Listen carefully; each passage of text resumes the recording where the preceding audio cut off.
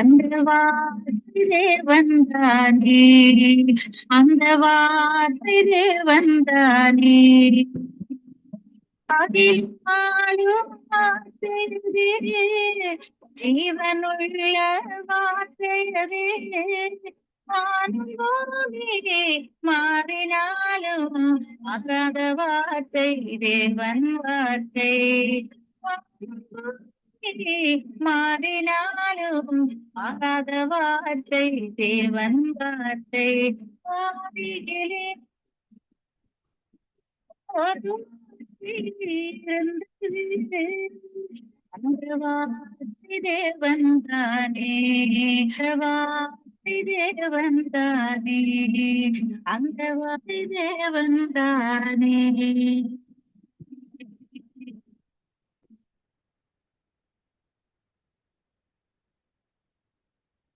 உபாகமம் 31ஆம் அதிகாரம்.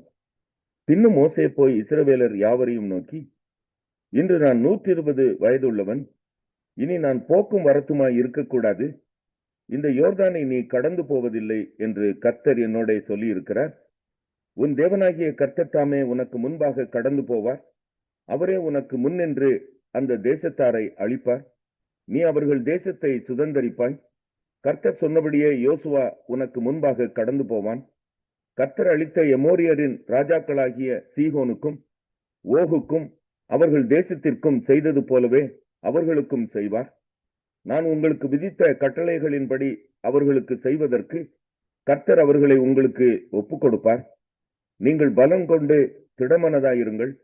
அவர்களுக்கு பயப்படவும் திகைக்கவும் வேண்டாம். உன் தேவனாகிய கர்த்தர் தாமே உன்னோட கூட வருகிறார். அவர் உன்னை விட்டு விலகுவதும் இல்லை, உன்னை கைவிடுவதும் இல்லை என்று சொன்னான். பின்பு மோசே யோசுவாவை அழைத்து இஸ்ரவேலர் எல்லாரும் பார்த்திருக்க அவனை நோக்கி, பலங்கொண்டு திடமனதாயிரு. கர்த்தர் இவர்களுக்கு கொடுப்பேன் என்று இவர்களுடைய பிதாக்களுக்கு ஆணையிட்ட தேசத்துக்கு நீ இந்த ஜனங்களை அழைத்து கொண்டு போய் அதை இவர்கள் சுதந்தரிக்கும்படி செய்வாய். கர்த்தர் தாமே உனக்கு முன்பாக போகிறவர். அவர் உன்னோட இருப்பார். அவர் உன்னை விட்டு விலகுவதும் இல்லை, உன்னை கைவிடுவதும் இல்லை. நீ பயப்படவும் கலங்கவும் வேண்டாம் என்றான். மோசே இந்த நியாயப்பிரமாணத்தை எழுதி அதை கர்த்தருடைய உடன்படிக்கை பெட்டியை சுமக்கிற லேவி புத்திரரான ஆசாரியருக்கும் இஸ்ரவேலினுடைய மூப்பர் எல்லாருக்கும் ஒப்புவித்து அவர்களுக்கு கட்டளையிட்டது என்னவென்றால், விடுதலையின் வருஷமாகிய ஒவ்வொரு 7ஆம் வருஷத்தின் முடிவிலே கூடார பண்டிகையில் உன் தேவனாகிய கர்த்தர் தெரிந்து கொள்ளும் ஸ்தானத்தில் இஸ்ரவேலர் எல்லாரும் அவருடைய சந்நிதியில் சேர்ந்து வந்திருக்கும் போது இந்த நியாயப்பிரமாணத்தை இஸ்ரவேலர் எல்லாரும் கேட்க அவர்களுக்கு முன்பாக வாசிக்க கடவாய். புருஷர்களும் ஸ்திரீகளும் பிள்ளைகளும் உன் வாசல்களில் இருக்கும் அந்நியர்களும் கேட்டு கற்றுக்கொண்டு உங்கள் தேவனாகிய கர்த்தருக்கு பயந்து இந்த நியாயப்பிரமாணத்தின் வார்த்தைகளின்படியெல்லாம் செய்ய கவனமாயிருக்கும்படிக்கும் அதை அறியாத அவர்கள் பிள்ளைகளும் கேட்டு நீங்கள் யோர்தானை கடந்து சுதந்தரிக்க போகிற தேசத்தில் உயிரோடு இருக்கும் நாளெல்லாம் உங்கள் தேவனாகிய கர்த்தருக்கு பயப்பட கற்றுக்கொள்ளும்படிக்கும் ஜனத்தை கூட்டி அதை வாசிக்க வேண்டும் என்றான். பின்பு கர்த்தர் மோசேயை நோக்கி, இதோ நீ மரிக்கும் காலம் சமீபித்திருக்கிறது. நான் யோசுவாவுக்கு கட்டளை கொடுக்கும்படி அவனை அழைத்து கொண்டு ஆசரிப்பு கூடாரத்தில் வந்து நில்லுங்கள் என்றார். அப்படியே மோசேயும் யோசுவாவும் போய் ஆசரிப்பு கூடாரத்தில் நின்றார்கள். கர்த்தர் கூடாரத்திலே மேகஸ்தம்பத்தில் தரிசனமானார். மேகஸ்தம்பம் கூடார வாசல் மேல் நின்றது. கர்த்தர் மோசேயை நோக்கி, நீ உன் பிதாக்களோட படுத்துக் கொள்ளப் போகிறாய். இந்த ஜனங்கள் எழும்பி தங்கள் போயிருக்கும் தேசத்தில் உள்ள அந்நிய தேவர்களை சோர மார்க்கமாய் பின்பற்றி என்னை விட்டு தங்களுடனே நான் பண்ணின உடன்படிக்கையை மீறுவார்கள். அந்நாளிலே நான் அவர்கள் மேல் கோபம் கொண்டு அவர்களை கைவிட்டு என் முகத்தை அவர்களுக்கு மறைப்பேன். அதனால் அவர்கள் பட்சிக்கப்படும்படிக்கு அநேக தீங்குகளும் இக்கட்டுகளும் அவர்களை தொடரும். அந்நாளிலே அவர்கள், எங்கள் தேவன் எங்கள் நடுவிலே இராததினாலே அல்லவா இந்த தீங்குகள் எங்களை தொடர்ந்தது என்பார்கள். அவர்கள் வேறே தேவர்களிடத்தில் திரும்பி போய் செய்த சகல தீமைகளின் நிமித்தமும் நான் அந்நாளிலே என் முகத்தை மறைக்கவே மறைப்பேன். இப்பொழுது நீங்கள் இந்த பாட்டை எழுதி கொண்டு இதை இஸ்ரவேல் புத்திரருக்கு படிப்பித்து இந்த பாட்டு எனக்கு சாட்சியாக இஸ்ரவேல் புத்திரருக்குள்ளே இருக்கும்படி இதை அவர்கள் வாயில் வழங்க பண்ணுங்கள். நான் அவர்கள் பிதாக்களுக்கு ஆணையிட்டு கொடுத்த பாலும் தேனும் ஓடுகிற தேசத்தில் அவர்களை பிரவேசிக்க பண்ணின பின்பு அவர்கள் புசித்து திருப்தியாகி கொழுத்து போயிருக்கும் போது அவர்கள் வேறே தேவர்களிடத்தில் திரும்பி அவர்களை சேவித்து எனக்கு கோபமூட்டி என் உடன்படிக்கையை மீறுவார்கள். அநேக தீங்குகளும் இக்கட்டுகளும் அவர்களை தொடரும் போது அவர்கள் சந்ததியாரின் வாயில் மறந்து போகாதிருக்கும் இந்த பாட்டே அவர்களுக்கு விரோதமான சாட்சி பகரும். நான் ஆணையிட்டு கொடுத்த தேசத்தில் அவர்களை பிரவேசிக்க பண்ணாதிருக்கிற இப்பொழுதே அவர்கள் கொண்டிருக்கும் எண்ணம் இன்னது என்று அறிவேன் என்றார். அன்றைக்கே மோசே அந்த பாட்டை எழுதி அதை இஸ்ரவேல் புத்திரருக்கு படிப்பித்தான். அவர் நூனின் குமாரனாகிய யோசுவாவை நோக்கி, நீ பலங்கொண்டு திடமனதாயிரு, இஸ்ரவேல் புத்திரருக்கு நான் ஆணையிட்டு கொடுத்த தேசத்தில் நீ அவர்களை நடத்தி கொண்டு போவாய், நான் உன்னோடு இருப்பேன் என்று கட்டளையிட்டார். மோசே இந்த நியாயப்பிரமாணத்தின் வார்த்தைகள் முழுவதையும் ஒரு புஸ்தகத்தில் எழுதி முடித்த பின்பு மோசே கர்த்தருடைய உடன்படிக்கை பெட்டியை சுமக்கிற லேவியரை நோக்கி, நீங்கள் இந்த நியாயப்பிரமாண புஸ்தகத்தை எடுத்து அதை உங்கள் தேவனாகிய கர்த்தருடைய உடன்படிக்கை பெட்டியின் பக்கத்திலே வையுங்கள். அங்கே அது உனக்கு விரோதமான சாட்சியாயிருக்கும். நான் உன் கலக குணத்தையும் உன் கடின கழுத்தையும் அறிந்திருக்கிறேன். இன்று நான் இன்னும் உங்களுடன் உயிரோடு இருக்கையில் கர்த்தருக்கு விரோதமாக கலகம் பண்ணினீர்களே, என் மரணத்திற்கு பின்பு எவ்வளவு அதிகமாய் கலகம் பண்ணுவீர்கள்? உங்கள் கோத்திரங்களில் உள்ள மூப்பர் உங்கள் அதிபதிகள் எல்லாருடைய காதுகளும் கேட்கத்தக்கதாக நான் இந்த வார்த்தைகளை சொல்லவும் அவர்களுக்கு விரோதமாக வானத்தையும் பூமியையும் சாட்சி வைக்கவும் அவர்களை என்னிடத்தில் கூடி வர செய்யுங்கள். என் மரணத்திற்கு பின்பு நீங்கள் நிச்சயமாய் உங்களை கெடுத்து நான் உங்களுக்கு கட்டளையிட்ட வழியை விட்டு விலகுவீர்கள். ஆகையால் கடைசி நாட்களில் தீங்கு உங்களுக்கு நேரிடும். உங்கள் கை கிரியைகளினாலே கர்த்தரை கோபப்படுத்தும்படிக்கு அவர் பார்வைக்கு பொல்லாப்பானதை செய்வீர்கள் என்பதை அறிவேன் என்று சொல்லி இஸ்ரவேல் சபையார் எல்லாரும் கேட்க மோசே இந்த ஏசாயா 3ஆம் அதிகாரம். இதோ சேனைகளின் கர்த்தராகிய ஆண்டவர் எருசலேமில் இருந்தும் யூதாவில் இருந்தும் சகலவிதமான ஆதரவுகளாகிய அப்பம் என்கிற எல்லா ஆதரவையும் தண்ணீர் என்கிற எல்லா ஆதரவையும் பராக்கிரமசாலியையும் யுத்த வீரனையும் நியாயாதிபதியையும் தீர்க்கதரிசியையும் சாஸ்திரியையும் மூப்பனையும் 50 பேருக்கு அதிபதியையும் கனம் பொருந்தினவனையும் ஆலோசனைக்காரனையும் தொழில்களில் சாமர்த்தியம் உள்ளவனையும் சாதுரியனையும் விலக்குவார். வாலிபரை அவர்களுக்கு அதிபதிகளாக தருவேன் என்கிறார். பிள்ளைகள் அவர்களை ஆளுவார்கள். ஜனங்கள் ஒடுக்கப்படுவார்கள். ஒருவருக்கொருவரும் அயலானுக்கு அயலானும் விரோதமாயிருப்பார்கள். வாலிபன் முதிர் வயது உள்ளவனுக்கும் கீழ்மகன் மேன்மகனுக்கும் இடும்பு செய்வான்.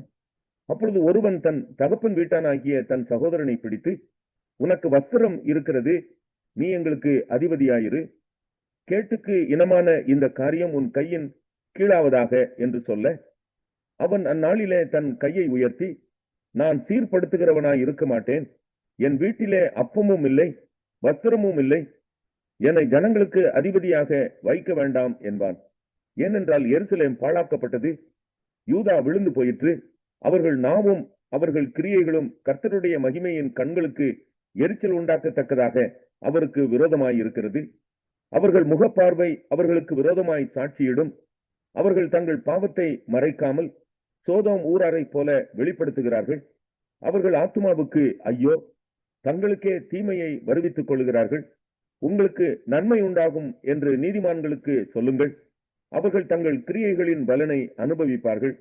துன்மார்க்கனுக்கு ஐயோ, அவனுக்கு கேடு உண்டாகும், அவன் கைகளின் பலன் அவனுக்கு கிடைக்கும். பிள்ளைகள் என் ஜனங்களை ஒடுக்கிறவர்களாய் இருக்கிறார்கள், ஸ்திரீகள் அவர்களை ஆளுகிறார்கள். என் ஜனமே, உன்னை நடத்துகிறவர்கள் உன்னை மோசம் போக்கி நீ நடக்க வேண்டிய வழியை அழித்து போடுகிறார்கள். கர்த்தர் வழக்காட எழுந்திருந்து ஜனங்களை நியாயம் தீர்க்க நிற்கிறார். கர்த்தர் தமது ஜனத்தின் மூப்பரையும் அதன் பிரபுக்களையும் நியாயம் விசாரிப்பார். நீங்களே இந்த திராட்சை தோட்டத்தை பட்சித்து போட்டீர்கள், சிறுமையானவனிடத்தில் கொள்ளையிட்ட பொருள் உங்கள் வீடுகளில் இருக்கிறது. நீங்கள் என் ஜனத்தை நொறுக்கி சிறுமையானவர்களின் முகத்தை நெரிக்கிறது என்னவென்று சேனைகளின் கர்த்தராகிய ஆண்டவர் உரைக்கிறார். பின்னும் கர்த்தர் சொல்லுகிறதாவது, சீயோன் குமாரத்திகள் அகந்தையாயிருந்து கழுத்தை நெரித்து நடந்து கண்களால் மருட்டி பார்த்து ஒய்யாரமாய் நடந்து தங்கள் கால்களில் சிலம்பு ஒலிக்க திரிகிறார்கள். ஆதலால் ஆண்டவர் சீயோன் குமாரத்திகளின் உச்சந்தலையை மொட்டையாக்குவார். கர்த்தர் அவர்கள் மானத்தை குலைப்பார். அந்நாளிலே ஆண்டவர் அவர்களுடைய ஆபரணங்களாகிய சிலம்புகளையும் சுட்டிகளையும் பிறைச்சிந்தாக்குகளையும் ஆரங்களையும் அஸ்த கடகங்களையும் தலை முக்காடுகளையும் சிர பூஷணங்களையும் பாத சரங்களையும் மார்க்கச்சைகளையும் சுகந்த பரணிகளையும் தாயுத்துகளையும் மோதிரங்களையும் மூக்குத்திகளையும் வினோத வஸ்திரங்களையும் சால்வைகளையும் போர்வைகளையும் குப்பிகளையும் கண்ணாடிகளையும் கல்லாக்களையும் குல்லாக்களையும் துப்பட்டாக்களையும் உரிந்து போடுவார்.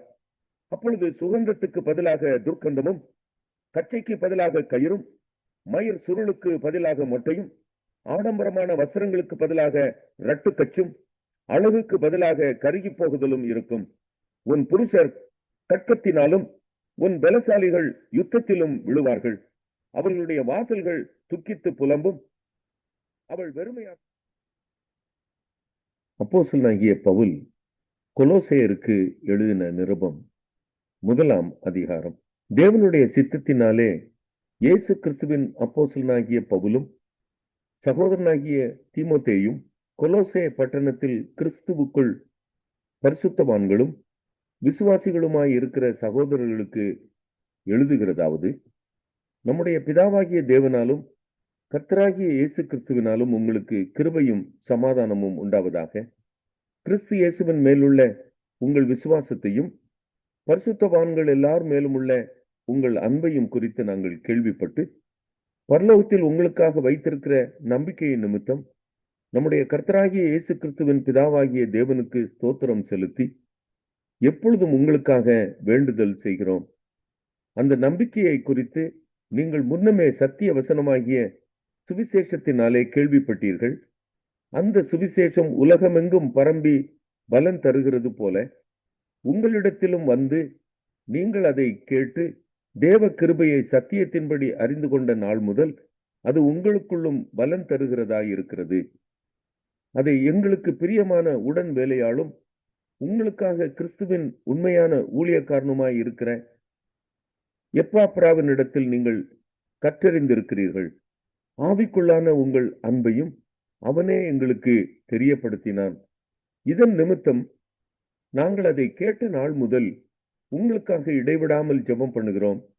நீங்கள் எல்லா ஞானத்தோடும் ஆவிக்குரிய விவேகத்தோடும் அவருடைய சித்தத்தை அறிகிற அறிவினாலே நிரப்பப்படவும் சகலவித நற்கிரியைகளுமாகிய கனிகளை தந்து தேவனை அறிகிற அறிவில் விருத்தி அடைந்து கர்த்தருக்கு பிரியமுண்டாக அவருக்கு பாத்திரராய் நடந்து கொள்ளவும் சந்தோஷத்தோடே கூடிய எல்லா பொறுமையையும் நீடிய சாந்தமும் உண்டாவதற்கு மகிமையான அவருடைய வல்லமையின்படி எல்லா வல்லமையாலும் பலப்படுத்தப்படவும் உங்களுக்காக வேண்டுதல் செய்கிறோம்.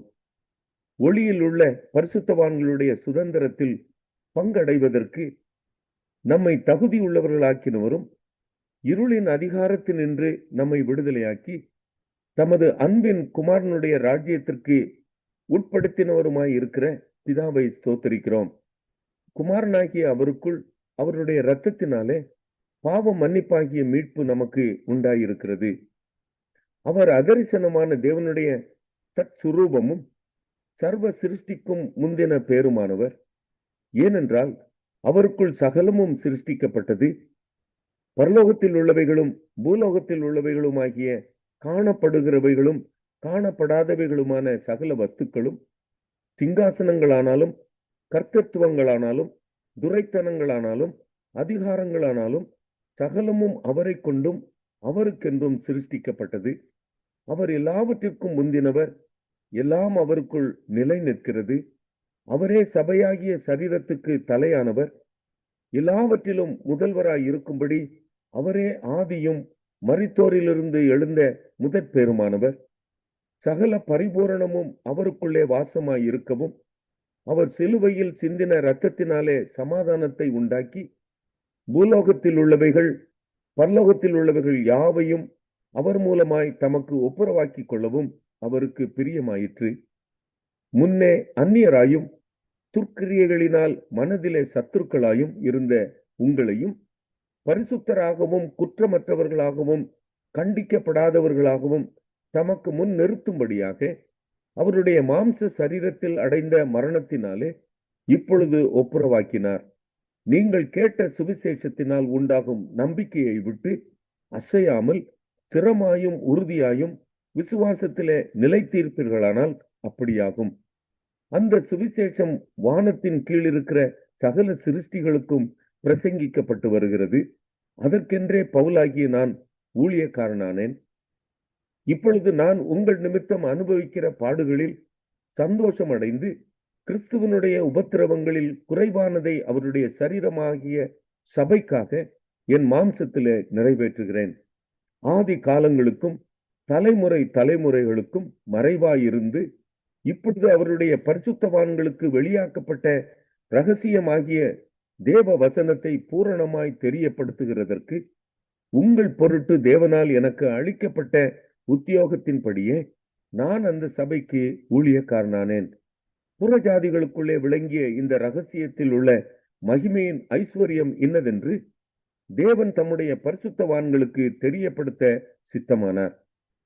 கிறிஸ்துவானவர் மகிமையின் நம்பிக்கையாக உங்களுக்குள் இருப்பதே அந்த ரகசியம். எந்த மனுஷனையும் கிறிஸ்து இயேசுவுக்குள் தேறினவனாக நிறுத்தும்படிக்கு அவரையே நாங்கள் அறிவித்து எந்த மனுஷனுக்கும் புத்தி சொல்லி எந்த மனுஷனுக்கும் எல்லா ஞானத்தோடும் உபதேசம் பண்ணுகிறோம். அதற்காக நான் எனக்குள்ளே வல்லமையாய் கிரியை நடப்பிக்கிற அவருடைய பலத்தின்படி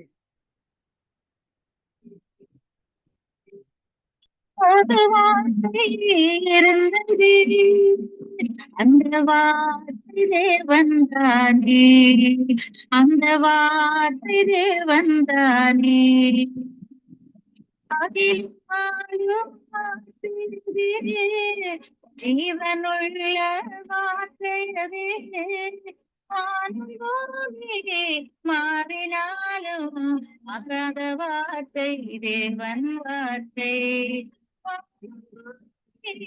மாறினாலும் மாறாத வார்த்தை தேவன் வார்த்தை. ஆதியிலே